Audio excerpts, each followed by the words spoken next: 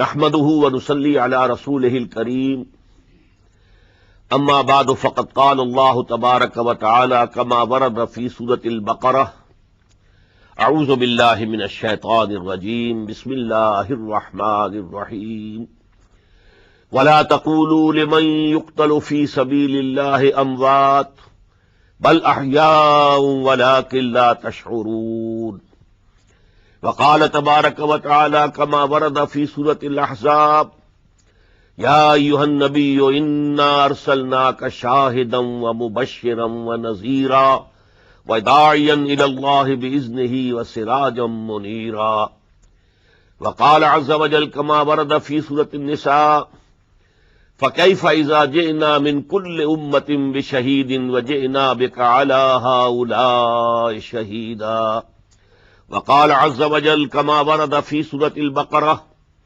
وكذلك جعلناكم أمة وسطا لتكونوا شهداء على الناس ويكون الرسول عليكم شهيدا صدق الله العظيم وقال النبي صلى الله عليه وسلم لوددت أن أقتل في سبيل الله ثم أحيا ثم أقتل ثم أحيا ثم أقتل أو كما قال صلى الله عليه وسلم رب اشرح لي صدري ويسر لي امري واحلل عقدة من لساني يفقهوا قولي اللهم ربنا الهمنا رشدنا واعذنا من شرور انفسنا اللهم ارنا الحق حقا وارزقنا اتباعه وارنا الباطل باطلا وارزقنا اجتنابه آمین یا رب العالمین۔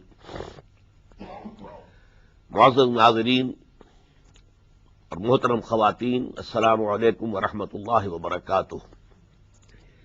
آپ کے علم میں ہے کہ اب ماہ محرم الحرام کی آمد ہے، اور یہ جو ایام ہیں ذی الحجہ کے آخری ایام اور محرم الحرام کے ابتدائی ایام، ان میں 3 نہایت اہم واقعات ہوئے ہیں شہادت کے۔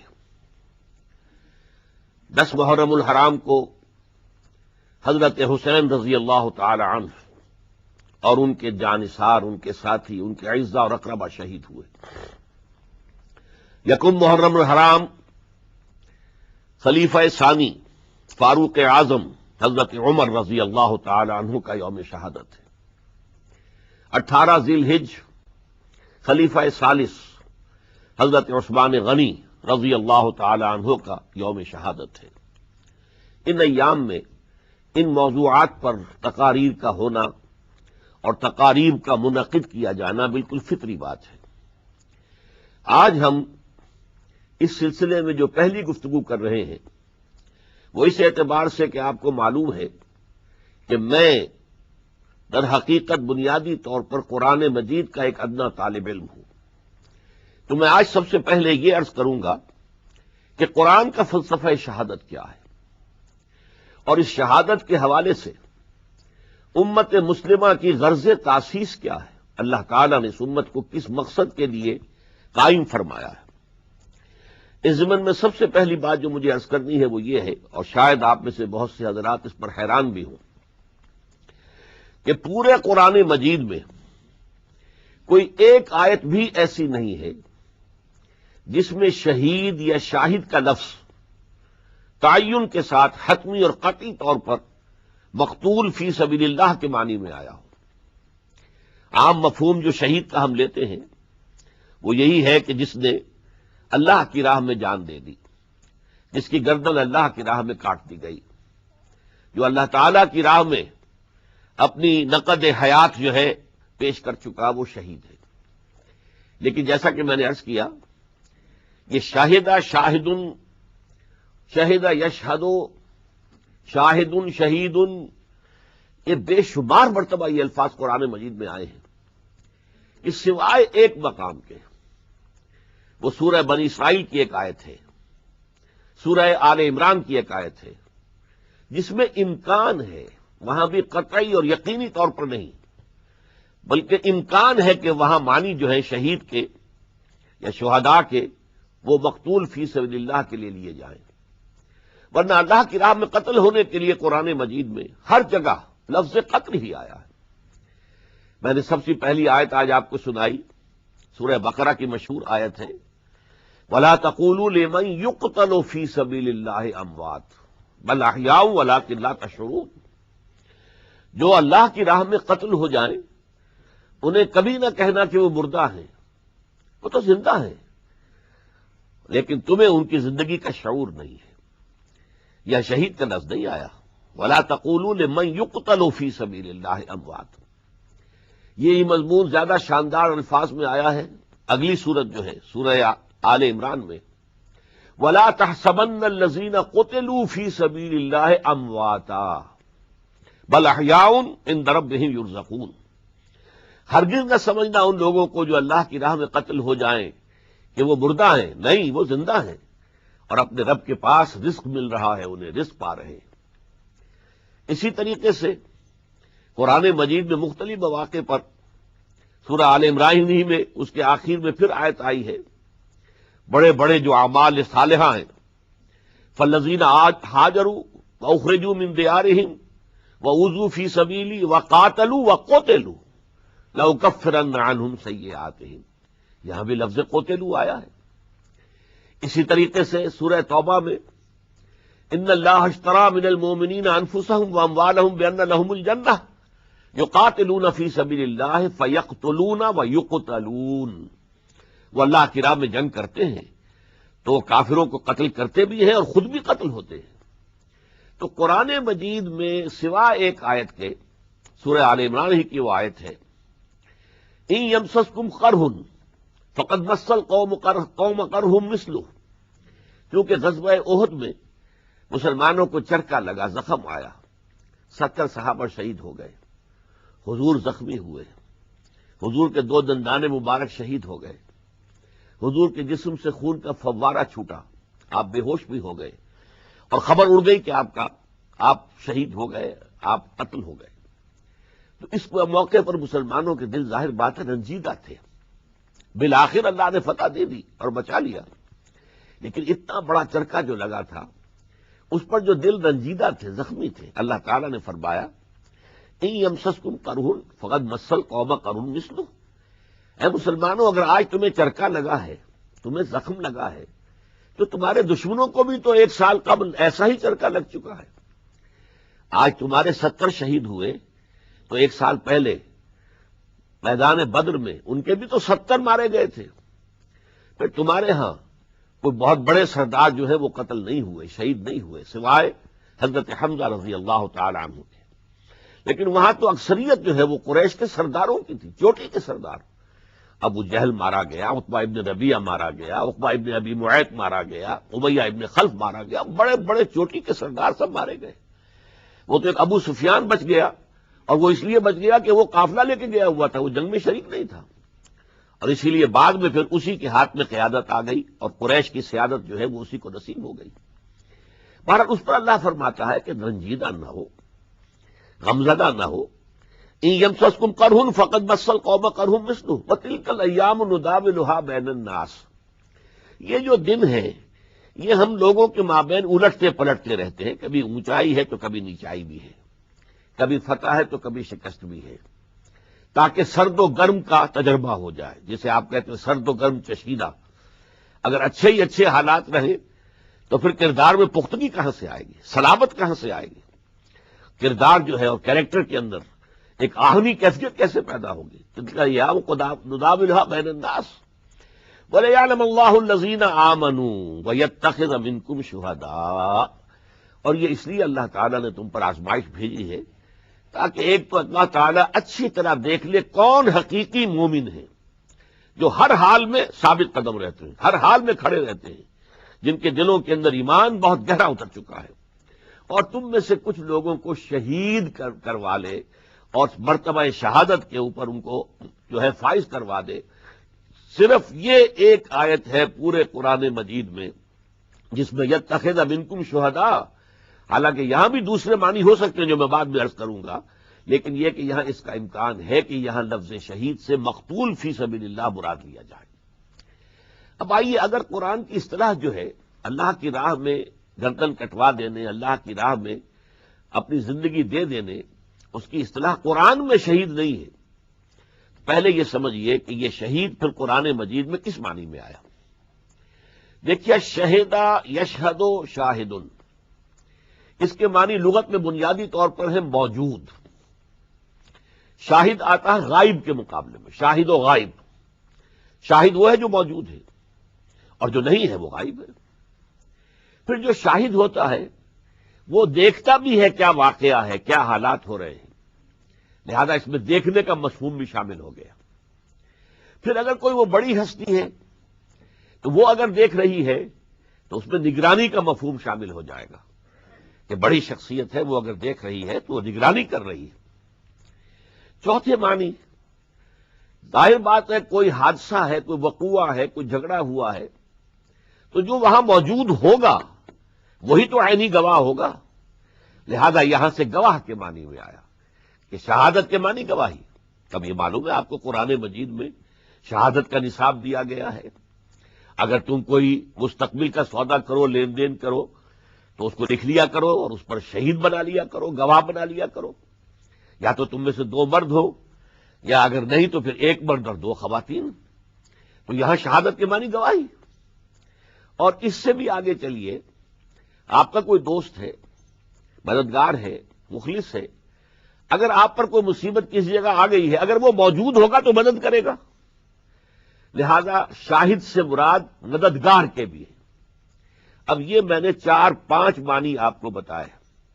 بنیادی معنی موجود ہونا، جو موجود ہوتا ہے وہ دیکھتا بھی ہے.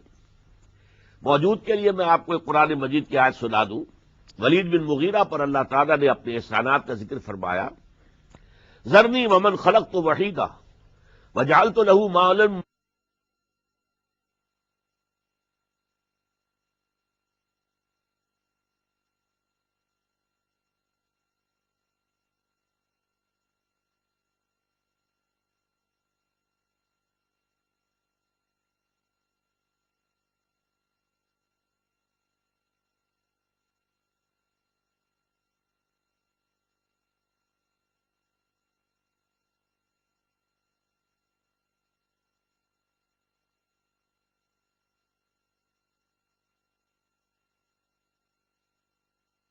دودا و بنینا شہودا، چھوڑو اے نبی مجھے اور اس شخص کو جس سے میں نبٹ لوں گا.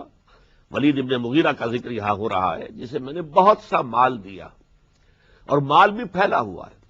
اس کی جائیداد مکے میں بھی تھی اور طائف میں بھی تھی. بڑا سردار تھا، بہت مالدار تھا.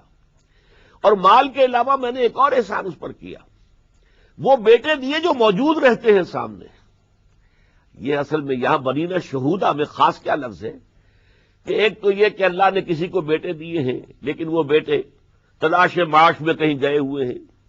کوئی دبئی چلا گیا ہے، کوئی کہیں اور چلا گیا ہے، کوئی امریکہ چلا گیا ہے، اور گھر میں جو ہے اب سناٹا ہے، بوڑھا بوڑھی رہ رہے ہیں. تو بیٹے تو دیے اللہ نے، لیکن بیٹے سامنے موجود نہیں.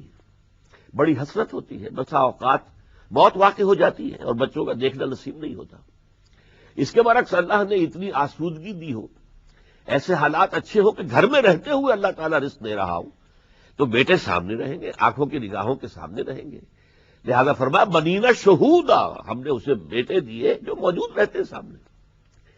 اسی طریقے سے شہود کے معنی دیکھنے کے جو میں نے عرض کیا، تو یہ بھی آخری پارے کی جو صورت ہے جس میں کہ وہ جو اہل ایمان جو موحدین تھے انہیں زندہ آگ میں جلایا گیا. اصحاب الاخدود، قتل اصحاب الاخدود الذین، وہ لوگ کہ جو اہل ایمان موحدین جو ہے انہیں ستا رہے تھے.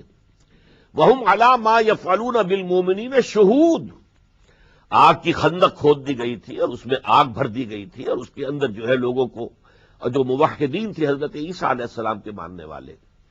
ایک یہودی بادشاہ تھا ابو نواس، جس کے ہاتھوں یہ پرسیکیوشن ہوئی تھی شدید ترین حضرت مسیح علیہ السلام کے ماننے والوں کی، جو موحد تھے اس وقت تک. ابھی تسلیس کا ان کے اندر جو ہے چرچا نہیں ہوا تھا، وہ اصل میں موحد تھے.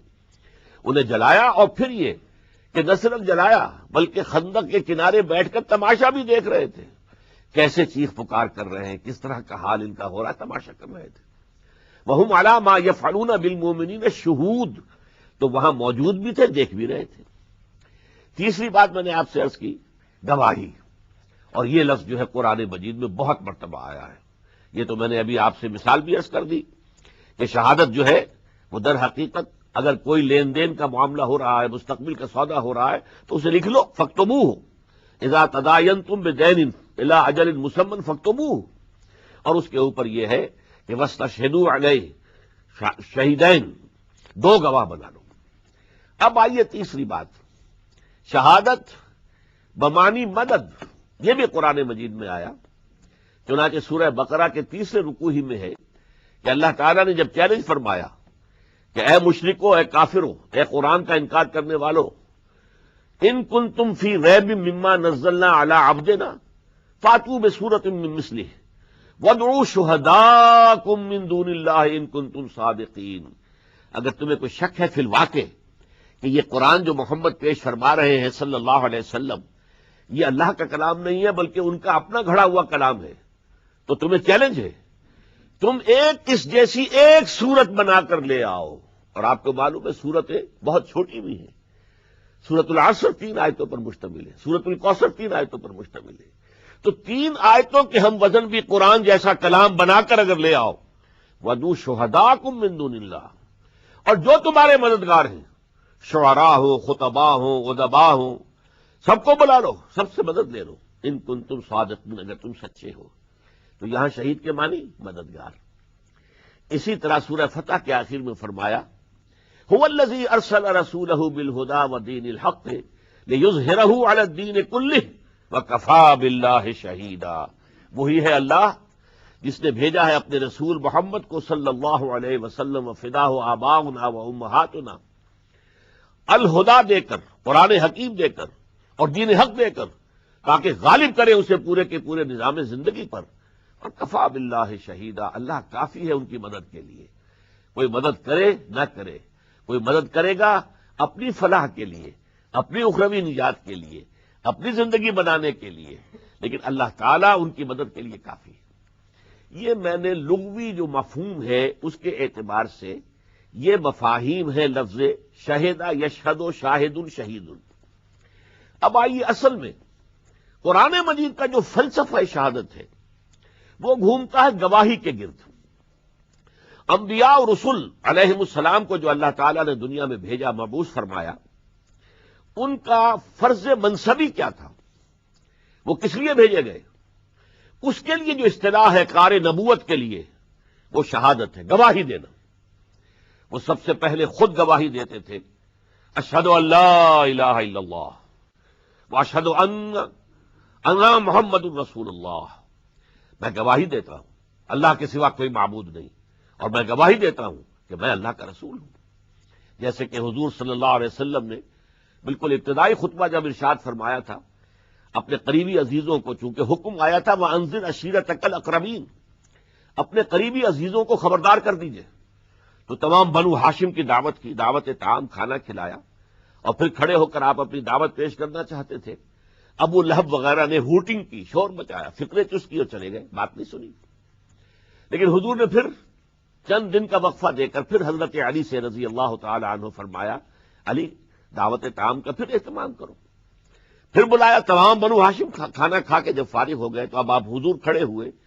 تو اس مرتبہ میں یہ عرض کیا کرتا ہوں کہ لوگوں کو شرم آ گئی کہ 2 مرتبہ کھانا کھا لیا ہے، اب تو یہ کہ سن لے، کہتے کیا ہے یہ؟ اس پر حضور نے جو خطبہ دیا اس میں یہ الفاظ ہیں، واللہ الذی لا الہ الا ہو، اس اللہ کی قسم جس کے سوا کوئی الہ نہیں ہے، انی لرسول اللہ الیکم خاصۃ وإلی الناس کافۃ، میں اللہ کا رسول ہوں تمہاری طرف خاص طور پر کہ تم میں سے ہوں۔ هو الذی بعث فی الامیین رسولا منہم، تمہارا ہی ایک فرد ہوں، تمہارے ہی قبیلے سے میرا تعلق ہے، you are my kith and kin, تم میرے اعزا ہو، اقربا ہو، لہذا تمہارے لیے تو بالخصوص الیکم خاصۃ وإلی الناس کافۃ، اور پوری نوع انسانی کی طرف بھی میں رسول بنا کر بھیجا گیا۔ یہ شہادت گواہی، جیسا کہ آپ کو معلوم ہے آج بھی یہ گواہی جو ہے اسلام میں داخل ہونے کا شاہدرہ ہے۔ آج ہی کوئی ہندو، کوئی سکھ، کوئی پارسی، عیسائی، یہودی کہے اشہد ان لا الہ الا اللہ واشہد ان محمد رسول اللہ، اسلام میں داخل ہو گئے، یہ شاہدرہ ہے۔ تو شہادت گواہی دینا، اور یہی وجہ ہے کہ اسلام کے جو ارکان ہیں ان میں پہلا رکن یہی ہے، بنی الاسلام علی خمس، شہادت لا الہ الا اللہ وان محمد رسول اللہ واقام الصلاۃ وایتاء الزکوٰۃ وصوم رمضان وحج البیت من استطاع الیہ سبیلا، عن عبد اللہ ابن عمر رضی اللہ تعالی عنہما، متفق علیہ۔ یہ حدیث جو ہے صحیح بخاری میں بھی ہے، صحیح مسلم میں بھی ہے، حضرت عبداللہ ابن عمر اس کے راوی ہے۔ اسلام کی بنیاد 5 چیزوں پر قائم ہے، اور پہلی چیز شہادت اللہ الہ الا اللہ وان محمد رسول اللہ، گواہی دینا اس بات کی کہ اللہ کے سوا کوئی معبود نہیں اور محمد اس کے رسول ہیں صلی اللہ علیہ وسلم، اور نماز قائم کرنا، زکوٰۃ ادا کرنا، روزہ رکھنا رمضان مبارک کا، اور اگر صاحب استطاعت ہے تو حج کرنا اللہ کے گھر کا۔ تو یہ ہے گویا کہ نقطۂ آغاز، اسلام کا نقطۂ آغاز بھی شہادت ہے۔ اسلام میں داخلے کا شاہدرہ، داخل ہونے کے لیے، جیسے دہلی سے پرے جمنا کے پار شاہدرہ تھا، لاہور میں بھی راوی سے پار جو ہے وہ شاہدرہ ہے، پہلے شاہدرے میں آپ آئیں گے جو دروازہ ہے، تبھی تو شہر میں داخل ہوں گے۔ تو یہ شاہدرہ ہے، اشہد ان لا الہ الا اللہ واشہد ان محمد رسول اللہ۔ اب اس سے آگے لفظ یہ چلتا ہے، اللہ کا جو پیغام آ رہا ہے وہ لوگوں تک پہنچا دینا، یہ نبی کا فرض ہے، رسول کا فرض ہے۔ اسے ہر شے کی گواہی دینی ہے کہ یہ بات اللہ کی طرف سے آ گئی ہے، یہ اللہ کا حکم ہے، یہ اس کا فرمان ہے۔ یہ گواہی زبان سے بھی دینی ہے، عمل سے بھی دینی ہے، کہ جو کچھ میں تمہیں بتا رہا ہوں خود عمل کر رہا ہوں۔ بار بار آپ قرآن میں پڑھتے ہیں وانا اول المسلمین، دیکھو میں تمہیں اسلام کی دعوت دے رہا ہوں تو سب سے پہلے اسلام لانے والا میں ہوں، سب سے پہلے اطاعت اور فرما برداری اختیار کرنے والا میں ہوں، انا اول المومنین، سب سے پہلے ایمان لانے والا میں ہوں۔ آمن الرسول بما انزل الیہ من ربہ والمؤمنون، سب سے پہلے تو در حقیقت محمد الرسول اللہ ایمان لائے اس چیز پر جو ان پر نازل کی گئی اللہ تعالیٰ کی طرف سے، پھر اہل ایمان جو ہے وہ ایمان لائے ہیں۔ تو اس اعتبار سے نبی جو بات کہتا ہے عمل میں اس کی گواہی پیش کرتا ہے، یہ عملی گواہی ہے۔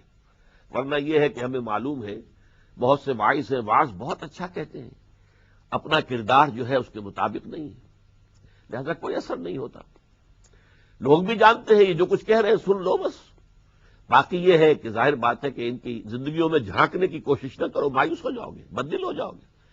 جو وہ کہہ رہے ہیں اچھی بات کہہ رہے ہیں، سنو، جس حد تک عمل کرنے کی توفیق وہ عمل کر لو۔ لیکن یہ کہ رسول کا کام کیا ہے، قولی گواہی، پھر عملی گواہی۔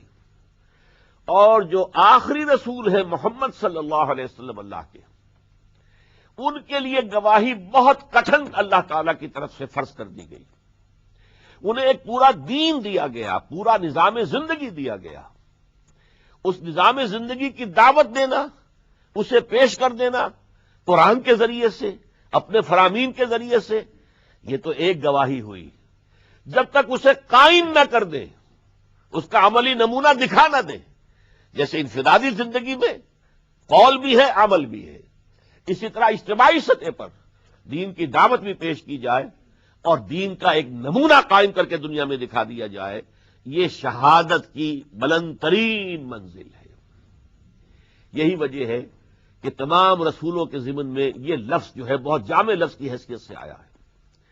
سورہ مزمل میں ایک کے صیغے میں آیا، واحد کے، انا ارسلنا الیکم رسولا شاہدا علیکم کما ارسلنا الی فرعون رسولا۔ دیکھو اے قریش، اہل عرب، ہم نے بھیج دیا ہے تمہاری طرف ایک رسول جو تم ہی میں سے ہے، تم پر گواہ بنا کر بھیج دیا ہے، جیسے کہ ہم نے ایک رسول اپنا بھیجا تھا فرعون کی طرف۔ تو شاہد ہوتا ہے رسول۔ لیکن یہاں ذرا ایک نقطہ اور سمجھ لیجئے، شہادت آپ کو معلوم ہے کہ کسی کے حق میں جائے گی تو کسی کے خلاف۔ ایک مقدمہ ہے، آپ گواہ کی حیثیت سے پیش ہو رہے ہیں، آپ کی گواہی کسی کے حق میں ہے، کسی فریق کے، یا مدعی کے حق میں تو مدعا علیہ کے خلاف جائے گی، مدعا علیہ کے حق میں ہے تو مدعی کے خلاف جائے گی۔ تو اس کے لیے جو قرآن مجید میں عربی زبان میں اس کو صلہ کہتے ہیں، پریپوزیشن انگلش میں جسے کہا جاتا ہے صلہ، شہادت کسی کے حق میں ہے تو وہ لام کے ساتھ آئے گا، شہیدہ لہو، اس نے اس کے حق میں گواہی دی، اور شہادت کسی کے خلاف ہے تو علیہ کے ساتھ آئے گا، شہدہ علیہ، اس نے گواہی دی اس کے خلاف۔ اب اس کی مثال دیکھیے، لام کی مثال سورہ نساء میں فرمایا یا ایھا الذین آمنوا کونوا قوامین بالقسط شہداء للہ، اے اہل ایمان پورے قوت کے ساتھ کھڑے ہو جاؤ عدل و انصاف کو قائم کرنے کے لیے اور اللہ کے حق میں گواہی دینے کے لیے۔ شاہدین للہ، شہداء للہ، ولو علی انفسکم اوی الوالدین والاقربین، خواہ یہ گواہی تمہارے اپنے خلاف پڑ رہی ہو یا تمہارے والدین کے خلاف جا رہی ہو یا تمہارے قرابت داروں کے خلاف جا رہی ہو۔ یہاں لام بھی آ گیا، اعلی بھی آ گیا، کونوا قوامین بالقسط شہداء للہ، لام آ گیا، ولو علی انفسکم اوی الوالدین والاقربین، خواہ یہ گواہی تمہارے اپنے خلاف، تمہارے والدین کے خلاف، تمہارے قرابت داروں کے خلاف چلی جائے۔ اسی طریقے سے اصل میں ایک بڑی پیاری حدیث ہے جو میں چاہتا ہوں کہ آپ میں سے ہر شخص کو یاد ہو جانی چاہیے، چھوٹی سی مختصر سی۔ حضور نے فرمایا القرآن حجت لک او علیک، یہ قرآن یا تو دلیل ہے اور رہنما ہے، تمہارے حق میں گواہی دینے والا بنے گا قیامت کے دن۔ اے اللہ تیرا یہ بندہ مجھے پڑھتا تھا، بہت ذوق شوق سے پڑھتا تھا، اے اللہ وہ مجھے سمجھتا بھی تھا، اس نے اس کے لیے عربی زبان سیکھی تھی، بڑی مشقت کی تھی، اے اللہ یہ جو کچھ پڑھتا تھا اس پر عمل بھی کرتا تھا، یہ قرآن آپ کے لیے گویا کہ شافعی بھی بن جائے گا۔ یہ حدیث میں بھی الفاظ آئے ہیں رمضان مبارک کے ضمن میں کہ الصیام والقرآن یشفعان للعبد، روزہ اور قرآن بندے کے حق میں شفاعت کریں گے۔ روزہ یہ کہے گا پروردگار میری وجہ سے تیرا یہ بندہ دن بھر بھوکا پیاسا رہا اور اپنی جنسی خواہش سے بھی رکا رہا، تو میری شفاعت قبول فرما۔ قرآن یہ کہے گا پروردگار میری وجہ سے یہ رات کو جاگتا رہا، اس نے اپنی نیند کی قربانی دی ہے، فشفعنی فی، میری شفاعت اس کے حق میں قبول فرما۔ اور اللہ تعالیٰ کی طرف سے پھر حضور فرماتے ہیں فیشفعان، ان دونوں کی شفاعت قبول کی جائے گی۔ لیکن یہی قرآن القرآن حجت لک او علیک، یا تمہارے خلاف بنے گا۔ سب سے پہلے قرآن یہ گواہ، اے اللہ اس بدبخت نے مجھے مانا ہی نہیں کہ میں تیرا کلام ہوں، یا اے اللہ یہ مانتا تھا میں تیرا کلام ہوں، پڑھتا نہیں تھا، یا اے اللہ یہ پڑھتا تھا سمجھتا نہیں تھا، اور یا یہ کہ اللہ یہ بدبخت سمجھتا بھی تھا پھر عمل نہیں کرتا تھا۔ یہ آپ کے خلاف نہیں گواہی چلی گئی نا۔ یہاں قرآن مجید اب آپ کے خلاف استغاثہ لے کر کھڑا ہو جائے گا۔ تو القرآن حجت لک او علیک، قرآن حجت ہے یا آپ کے حق میں اور یا آپ کے خلاف۔ اسی طریقے سے یہ گواہی یا آپ کے حق میں آئے گی یا آپ کے خلاف آئے گی۔ اب خلاف کے لیے لفظ آتا ہے اعلی، اسی لیے میں نے ابھی جو آیت آپ کو سنائی تھی انا ارسلنا الیکم رسولا شاہدا علیکم، تمہارے خلاف ایک گواہ ہم نے بھیج دیا ہے۔ یہ ذرا بات آپ کو عجیب سی لگے گی کہ نبی تو آتے ہیں لوگوں کو دعوت دینے کے لیے، پیغام پہنچانے کے لیے، اور نبوت تو رحمت ہے، یہ یہاں پر خلاف کا لفظ کیسے کہہ رہے ہیں؟ ابھی میں نے صرف گرامر کے حساب سے آپ کو بتایا ہے، پھر اس کی وضاحت ہو جائے گی۔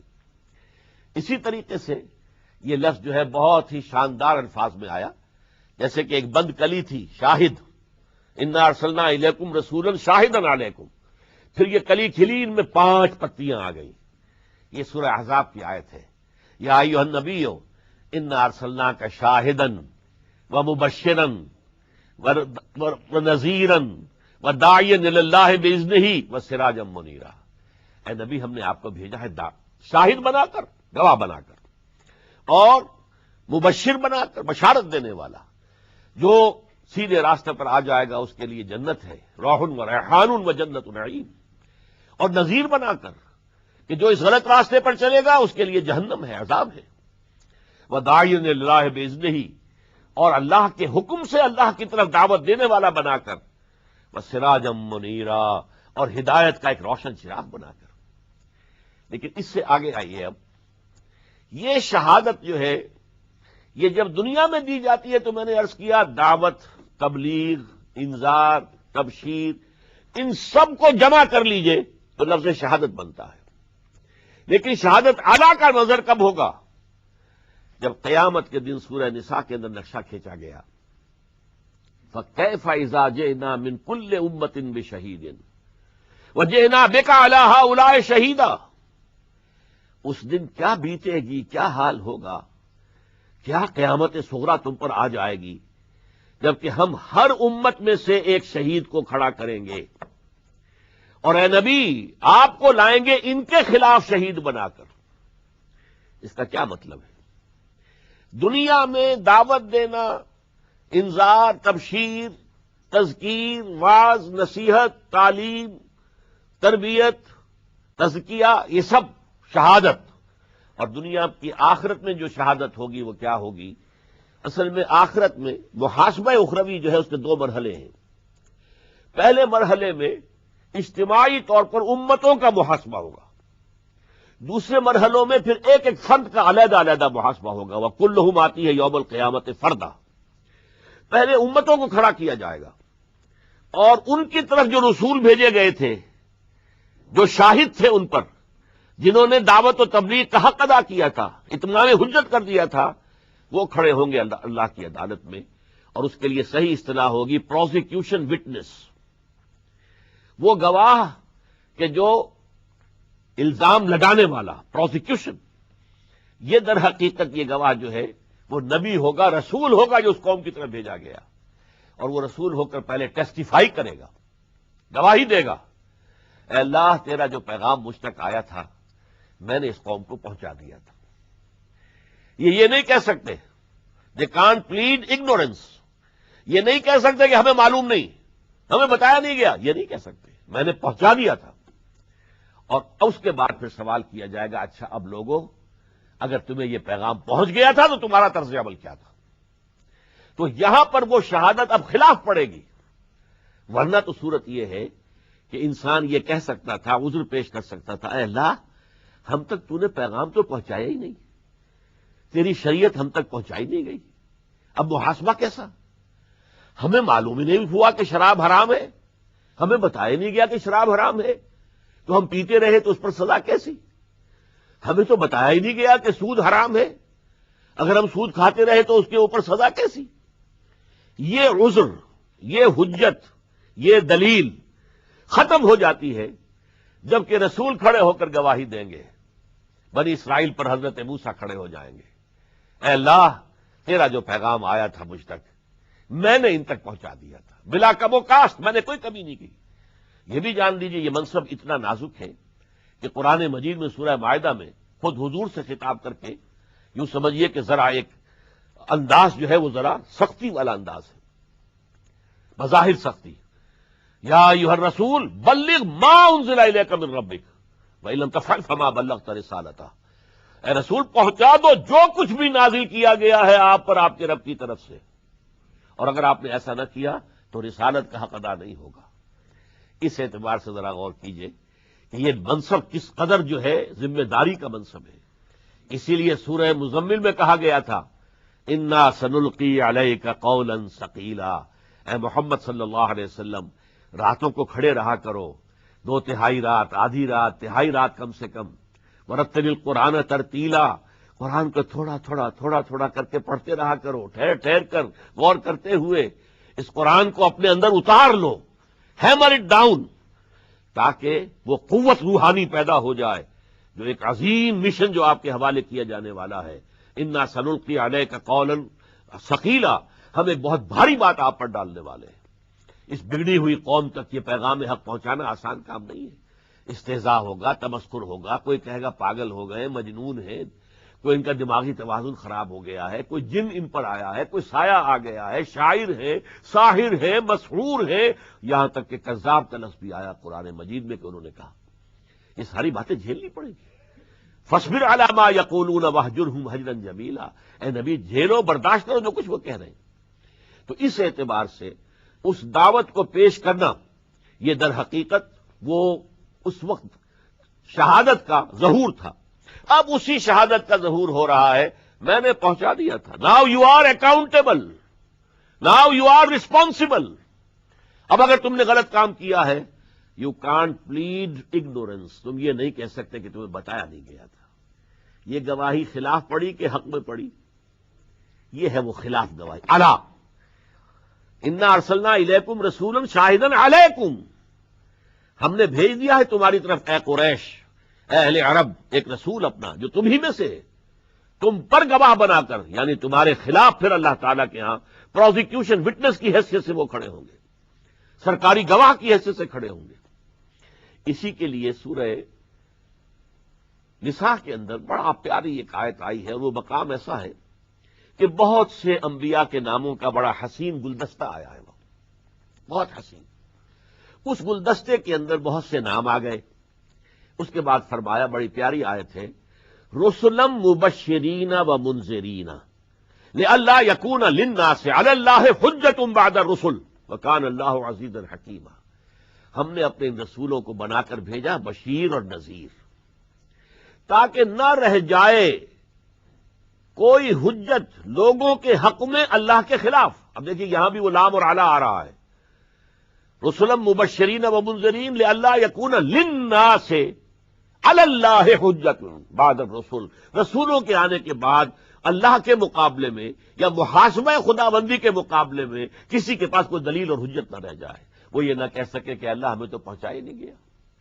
بارہا آپ قرآن میں پڑھتے ہیں، جب جہنم کے اندر لوگ داخل ہوں گے تو داروغہ پوچھیں گے، الم یاتکم نذیر، کیا تمہارے پاس کوئی خبردار کرنے والا نہیں آیا تھا؟ الم یاتکم رسل منکم یتلون علیکم آیات ربکم وینذرونکم لقاء یومکم ھذا، کیا ہوا؟ کیا تمہاری شامت اعمال ہوئی؟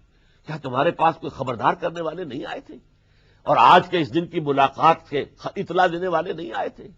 قالوا بلا ولکن حقت کلمۃ العذاب علی الکافرین، کہیں گے جی بالکل آئے تھے، لیکن ہمارے اوپر اللہ کے عذاب کا فیصلہ ثابت ہو چکا تھا، ہم نے توجہ ہی نہیں کی، ان کو لساخرن، ہم تو بس مسخری کرتے رہے، استہزاء کرتے رہے، تماشا کرتے رہے، توجہ ہی نہیں کی۔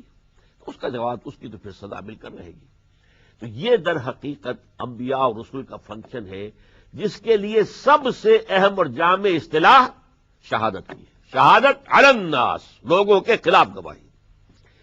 اب دیکھیے محمد الرسول اللہ صلی اللہ علیہ وسلم نے، جیسا کہ میں نے عرض کیا تھا، انفرادی زندگی کے احکام دیے، ان پر عمل کر کے دکھایا، اجتماعی نظام دیا، دی پولیٹیکو سوشو اکنامک سسٹم، فوجداری قانون دیا، دیوانی قانون دیا، قانون وراثت دیا، قانون شہادت دیا، زندگی کے ہر گوشے سے متعلق قوانین، ضوابط، احکام، ڈوز اینڈ ڈونٹس، اوامر اور نواہی دیے، اور پھر اسی بنیاد پر ایک نظام قائم کر کے دنیا کو دکھایا۔ یہ کام کتنا کٹھن تھا، اب اس کا اندازہ کیجئے۔ سیرت کا ایک برڈز آئی ویو لیجئے، آپ کی ابتدائی دعوت کے آغاز میں کس طریقے سے آپ کو میں نے ابھی گنوا دیا، کسی نے کہا شاعر ہے، کسی نے کہا کہ یہ جھوٹ موٹ کے ہمارے اوپر دھوس جما رہے ہیں، ایک عجمی غلام کو انہوں نے اپنے گھر میں بند کیا ہوا ہے، اس سے ڈکٹیشن لے لیتے ہیں، وہ عجمی جو ہے وہ تورات اور انجیل کا جاننے والا ہے، تو وہاں سے کچھ نقل کر کے ان کو لکھوا دیتا ہے، اور پھر یہ جو ہے ہمارے اوپر آ کر دھوس جماتے ہیں کہ یہ میری وحی آئی، انا للہ و انا الیہ راجعون۔ کسی نے کہا مجنون ہو گئے، نون والقلم وما یسطرون ما انت بنعمت ربک بمجنون، اے نبی آپ دل گرفتہ نہ ہوں، آپ اللہ کے فضل و کرم سے کوئی مجنون نہیں ہے، کوئی آپ پر برا سایہ نہیں آیا ہے، لیکن یہ ساری تکلیف حضور جھیل رہے ہیں، اور اللہ تعالیٰ فرما رہا ہے وَلَقَدْ نَعْلَمُ أَنَّكَ يَضِيقُ صَدْرُكَ بِمَا يَقُولُونَ، اے نبی ہمیں معلوم ہے کہ جو کچھ یہ کہہ رہے ہیں اس سے آپ کا سینہ بھینچتا ہے، آپ کو صدمہ ہوتا ہے۔ یہی تھے جو کل تک مجھے الصادق الامین کہہ رہے تھے، میرے قدموں تلے اپنی نگاہیں بچھاتے تھے، جا الامین جا صادق، اور آج یہ لوگ مجھے پاگل کہہ رہے ہیں، مجنون کہہ رہے ہیں، جھوٹا کہہ رہے ہیں، تو حضور کو صدمہ ہوتا تھا۔ وَلَقَدْ نَعْلَمُ، اے نبی ہمیں خوب معلوم ہے آپ کے دل پر صدمہ ہوتا ہے، اَنَّكَ يَضِيقُ صَدْرُكَ بِمَا يَقُولُونَ، لیکن ساتھ ہی فرمایا فَاصْبِرْ عَلَىٰ مَا يَقُولُونَ وَاهْجُرْهُمْ هَجْرًا جَمِيلًا، صبر کیجئے، جھیلیے۔ پھر حضور پر جو ایمان لے آئے ان پر جو مصائب کے پہاڑ ٹوٹے، حضرت بلال پر کیا بیتی میرے پاس وقت نہیں ہے کہ میں بیان کروں، خباب بن الارت رضی اللہ تعالیٰ عنہ پر کیا بیتی، حضرت سمیہ اور حضرت یاسر پر کیا بیتی، بدترین ٹارچر کے بعد ابو جہل نے دونوں کو شہید کر دیا، میاں بیوی، حضرت یاسر اور حضرت سمیہ رضی اللہ تعالی عنہما۔ تو اب یہ لوگ جنہوں نے اس کار رسالت میں حضور کا ساتھ دیا، شہادت علی الناس کی ذمہ داری میں حضور کے اعوان و انصار بن گئے، ان میں سے جنہوں نے اپنی جان دے دی اس کام کے لیے، اب وہ مستحق ہو گئے 100% کہ انہیں اللہ کا گواہ قرار دیا جائے، لہذا ان کے لیے لفظ شہید استعمال ہوا۔ یہ وہاں سے چل کر شہید کہاں تک آیا کہ اللہ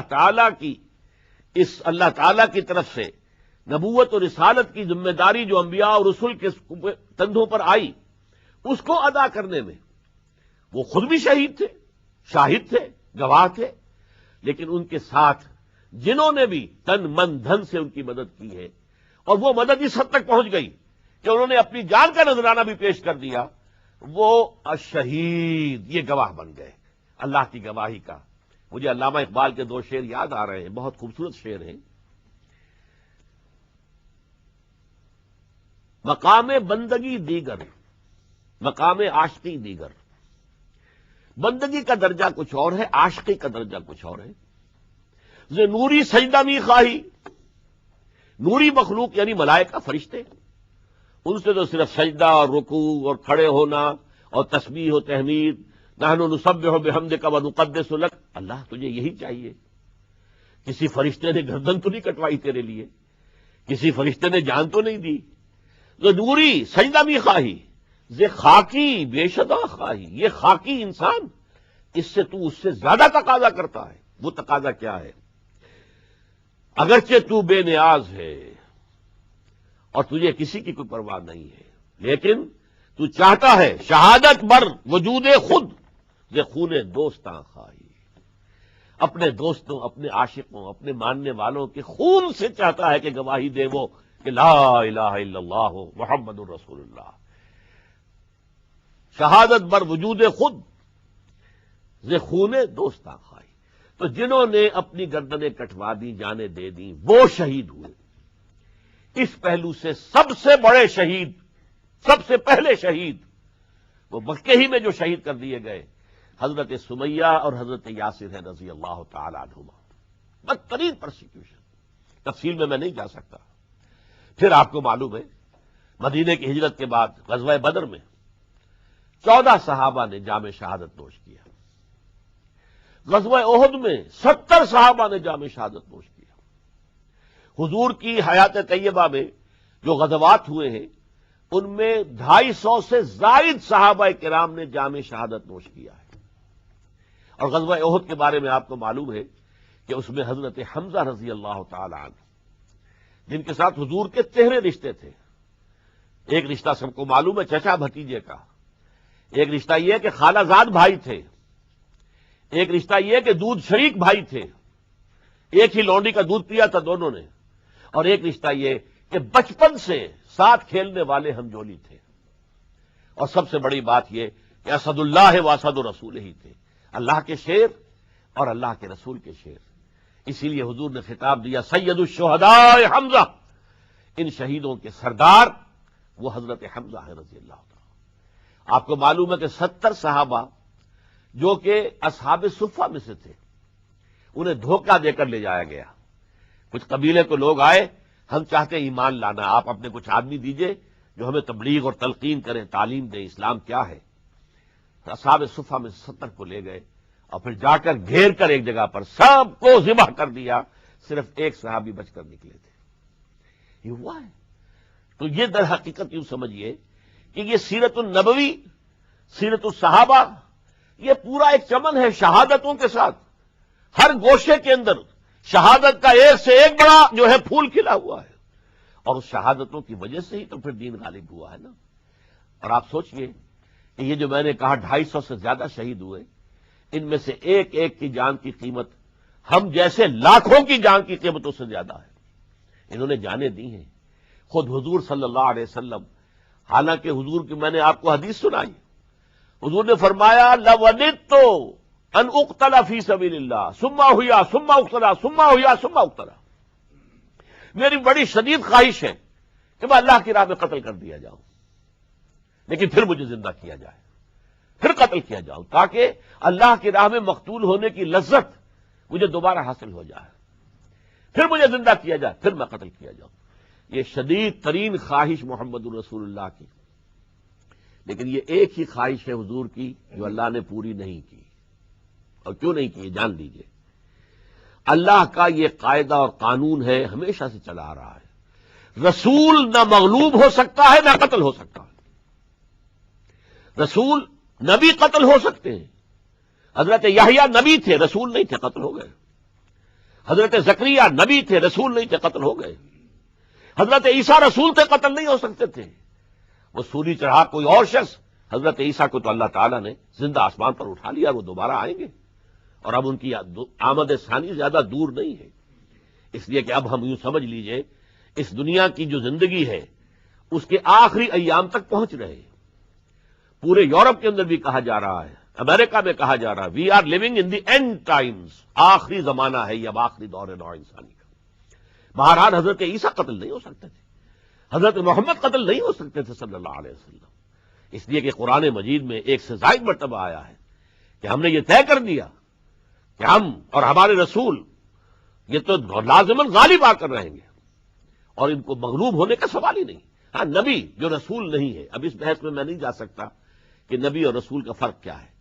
ایک بات سب مانتے ہیں کہ نبی عام ہے، رسول خاص ہے، ہر رسول تو نبی ہے، ہر نبی رسول نہیں ہے۔ اور کہا جاتا ہے روایات کے اندر کہ نبیوں کی تعداد تو 1.25 لاکھ کے قریب ہے، جبکہ رسول 313 ہیں۔ تو رسول جو ہے حضور نے فرمایا مجھے بڑی خواہش ہے کہ میں قتل ہو جاؤں اللہ کی راہ میں، اور پھر مجھے زندہ کیا جائے، پھر میں قتل ہو جاؤں، پھر زندہ کیا جائے، پھر قتل ہو جاؤں۔ اس اعتبار سے آپ نوٹ کیجئے کہ یہ جو صحابہ کرام کا جو چمن ہے، محمد الرسول اللہ کا لگایا ہوا باغ ہے، ایک ایک صحابی در حقیقت اس باغ رسالت کا ایک پودا ہے، خوبصورت پودا ہے، پھلدار ہے، پھولدار ہے۔ اس میں کتنے لوگوں نے شہادت جو ہے وہ حاصل کی، مرتبے پر فائز ہوئے، اور تب جا کر جا الحق وزہق الباطل ان الباطل کان زہوقا، حق آ گیا، باطل دفع ہو گیا، اور باطل تو ہے ہی دفع ہو جانے والی شے۔ پورے جزیرہ نما عرب پر اللہ کا دین غالب، اللہ کی حکومت، اللہ کا قانون، اللہ کی شریعت نافذ، اللہ کے قانون کے مطابق فیصلے عدالتوں کے اندر ہو رہے ہیں، اللہ کے قانون کے مطابق وراثت تقسیم ہو رہی ہے، سارا نظام قائم کر دیا، اتمام حجت کر دیا۔ لیکن اب اگلا مرحلہ آیا۔ پہلی بات جان لیجئے، میں نے حضور کے اولین خطبے کے حوالے سے بھی آپ سے کہا، اور ویسے بھی ہم جانتے ہیں، سب جانتے ہیں، صرف ذہن میں تازہ کر لیجئے، حضور صرف عرب کے لیے نہیں بھیجے گئے تھے، پوری دنیا کے لیے، تمام عالم انسانیت کے لیے۔ اس میں وہ میں نے جو خطبہ سنایا تھا، واللہ الذی لا الہ الا ھو انی لرسول اللہ الیکم خاصۃ والی الناس کافۃ، میں اللہ کا رسول ہوں تمہاری طرف خاص طور پر اور پوری نوع انسانی کی طرف عام طور پر۔ اسی کی آیت کے اندر ہے قرآن مجید میں، وما ارسلناک الا کافۃ للناس بشیرا ونذیرا، ہم نے نہیں بھیجا ہے محمد آپ کو صلی اللہ علیہ وسلم وفداہ آباؤنا و امہاتنا، مگر پوری نوع انسانی کی طرف بشیر اور نذیر بنا کر۔ ظاہر بات ہے کہ پوری نوع انسانی تک اس دعوت کا حضور کو پہنچانا خود کیسے ممکن تھا؟ یا تو آپ کی زندگی طویل کر دی جاتی، قیامت تک آپ زندہ رہتے بنفس نفیس، جیسے جزیرہ نما عرب پر آپ نے حجت قائم کر دی، دعوت کے ذریعے، ابشار و تبشیر کے ذریعے، انذار و تنذیر کے ذریعے سے، یا تو یہ کرتے ساری عمر حضور کی زندگی طویل ہو جاتی۔ نہیں، اللہ کی حکمت نے کیا کیا، اے نبی آپ ایک امت تیار کر دیجئے، اور اپنے بعد یہ مشن امت کے حوالے کر کے ہمارے پاس واپس آ جائیے۔ یہ کام اب آپ کی امت کو کرنا ہے تا قیام قیامت۔ یہ ہے فرض منصبی امت مسلمہ کا۔ اسی لیے میں نے آپ کو آیت سنائی تھی، کذالک جعلناکم امۃ وسطا لتکونوا شہداء علی الناس ویکون الرسول علیکم شہیدا، اسی طرح ہم نے تمہیں ایک درمیانی امت بنایا ہے، بہترین امت بنایا ہے، تاکہ تم پوری نوع انسانی پر گواہی دے سکو اور اللہ کے رسول تم پر گواہی دے سکے۔ قیامت کے دن اللہ کا رسول کھڑا ہو کر کہے گا، اے اللہ ایک گواہی دیں گے کافروں اور مشرکوں کے خلاف، اے اللہ میں نے انہیں پہنچا دیا تھا دین، ان بدبختوں نے اس کے باوجود قبول نہیں کیا، تو یہ رسپانسبل ہے، جواب دہ ہے، اکاؤنٹیبل ہیں اور یہ مستوجب سزا ہے. اور اے اللہ میں نے اپنی امت کو یہ ذمہ داری سونپ دی تھی کہ میرے بعد تمہیں یہ کام جاری رکھنا ہے تا قیام قیامت. اس کا میں ایک نقشہ آپ کے سامنے کھینچ دینا چاہتا ہوں. جب 23 برس کی محنت شاقہ کے بعد 23 برس کی محنت شاقہ، یہ تو سیرت النبی کا برڈز آئی ویو بھی ہو. ہمارے ہاں عام طور پر سیرت کی تقاریر میں یہ تو کہا جاتا ہے کہ حسن یوسف دم عیسیٰ ید بیضا داری آنچ خوباں ہم دارن تو تنہا داری. اور یہ 100% صحیح ہے کہ اے نبی آپ کو اللہ نے حضرت یوسف کا حسن دیا، حضرت عیسیٰ کے سانس کے اندر دم عیسیٰ جو تاثیر تھی وہ عطا فرمائی، حضرت موسیٰ کے ہاتھ کے اندر جب کہ وہ چمک اٹھتا تھا وہ تاثیر عطا فرمائی، سب کچھ دیا.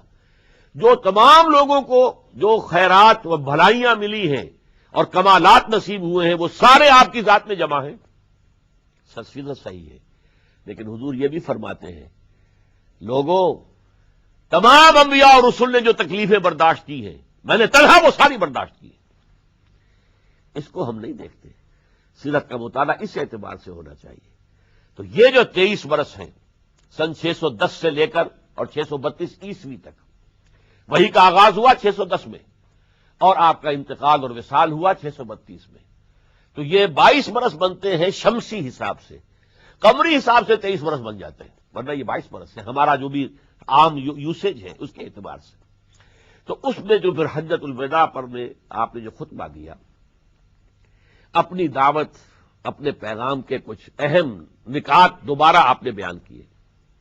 اس کے بعد ایک سوال کیا، تصور سے، چشم تصور سے دیکھیے، عرفات کا میدان ہے، محمد الرسول اللہ خطبہ دے رہے ہیں، 1.25 لاکھ مسلمان جمع ہیں، 1.25 لاکھ، کوئی لاؤڈ سپیکر نہیں ہے. حضور ایک ایک لفظ 3 مرتبہ کہتے ہیں. ادھر رخ کر کے کہا، پھر سامنے رخ کر کے کہا، پھر ادھر رخ کر کے کہا، اور پھر کچھ فاصلے پر لوگ کھڑے ہیں، پھر وہ الفاظ دہراتے ہیں. آخری آپ نے ایک سوال کیا، الا هل بلغت، لوگوں میں نے پہنچا دیا یا نہیں؟ جواب کیا ملا؟ انا نشہد انک بلغت الرسالۃ وادیت الامانۃ ونصحت الامۃ وکشفت الغمۃ.